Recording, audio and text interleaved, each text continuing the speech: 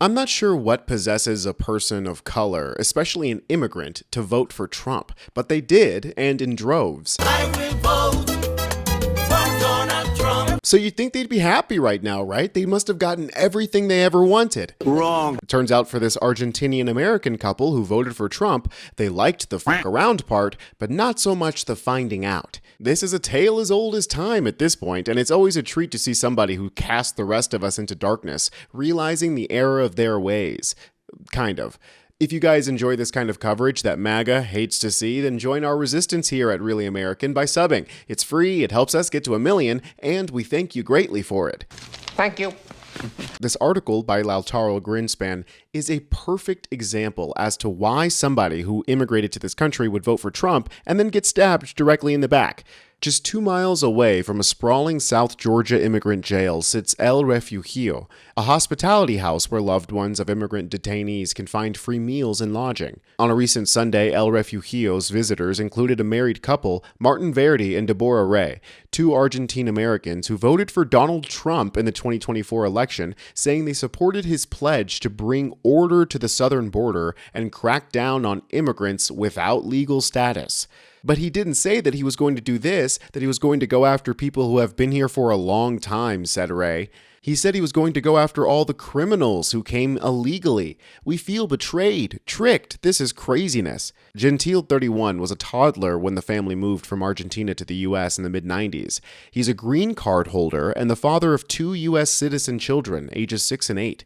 In February, after Gentile returned to the U.S. from a trip abroad and landed at the Los Angeles International Airport, Department of Homeland Security officials confiscated his green card and Argentine passport. They directed Gentile to report to a Customs and Border Patrol office in Raleigh, where he lives, on April 14th. When he did, officials detained him and sent him to a local county jail. After 2 days, Verdi says he was transferred to Stewart.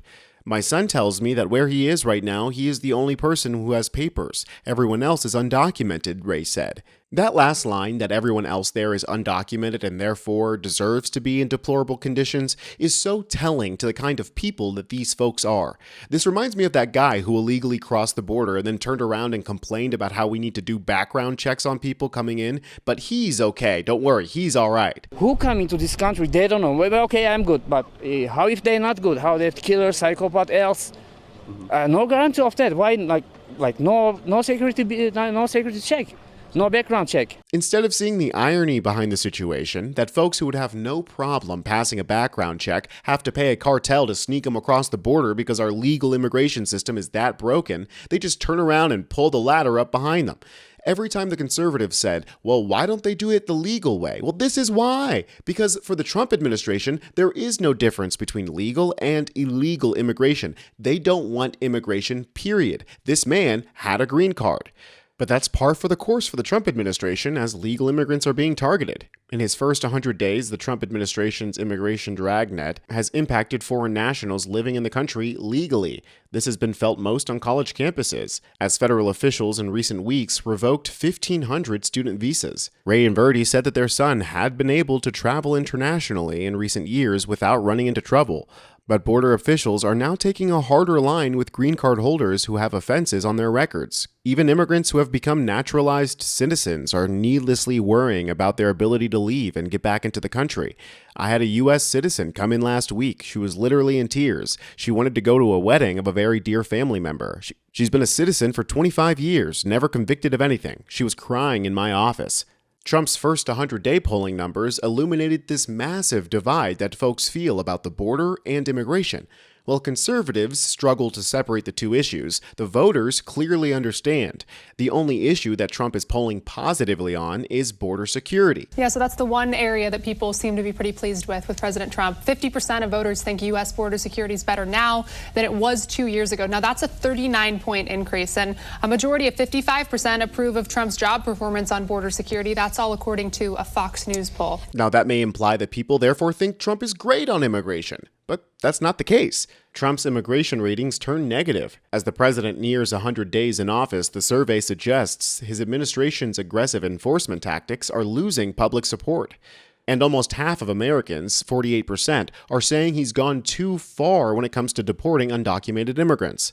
That's because it's clear that Trump isn't making much of a distinction between legal and illegal here. There is absolutely zero effort to open up avenues of legal immigration except for his shitty gold card.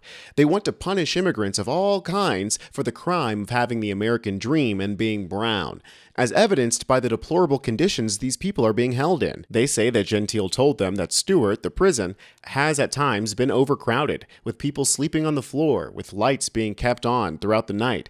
He's had trouble getting access to basic toiletries and relies on cups of noodle soup bought at the commissary for sustenance because provided meals are difficult to stomach. Brian Todd, a spokesperson for Core Civic, a private prison company that operates Stewart, disputed those accounts on conditions inside the facility. The allegations you were provided are completely false, Todd said in a statement. We take seriously our obligation to adhere to all applicable federal detention standards in our ICE contracted facilities. In terms of the specific claims you provided, all detainees receive a toiletry kit upon arrival, so one, it sounds like, and everyone is offered a bed. Offered is an interesting choice of words, I think. Obviously, they aren't going to keep these people in great conditions. I mean, their goal is Sakat, right? And did everyone forget the kids in camps from Trump's first term? They basically gave those kids just like a metal blanket. And now there are more prisons being rushed to open right here on American soil. Alcatraz, anyone? First tonight, a former Michigan prison is under contract to become an ICE facility. In an announcement from the GEO Group on Thursday, the company entered into a contract with U.S. Immigration and Customs Enforcement, or ICE. And we can be sure that there will be many, many more of these facilities popping up all over the United States. After all, there are millions of migrants who need to be rounded up, remember? These immigrants are feeling betrayed by Trump. During the campaign, he gave the example of many criminals from Venezuela who had come in because many criminals from Venezuela had even killed people. That has nothing to do with cases like these, Verdi said. The couple said that they, of course, would not have voted for Trump had they realized what the scale of the immigration crackdown was going to be. This was a massive deception, what he did, because the other side had shown us how indulgent they were with immigration, Ray said. These people are so stupid. I mean, they just eat up conservative talking points with absolutely zero critical thought. I mean, they said that we had completely open borders, and that's why they voted for Trump. But if we had open borders, why would people be coming here illegally? Open borders are when people can come to legal ports of entry and just, apply for citizenship. You know, the way that it was pre-1930, before they closed the borders, out of fear of those Catholics and Jews that came from Southern and Eastern Europe. The descendants of those immigrants, by the way, are the ones who are pulling up the ladder now from the immigrants from new places. I'm not sure why Ray and Verdi thought they were going to get something different from Trump. He'll tell you himself that this is exactly what you voted for. I didn't sign up for this. So how do you answer those concerns? Well, they did sign up for it, actually, and this is what I campaigned on. And honestly, you get what you pay for. Don't kick the hornet's nest if you don't want to get stung, because now the rest of us are getting stung too. I'm Tony Hinderman with Really American, and I'll catch you next time.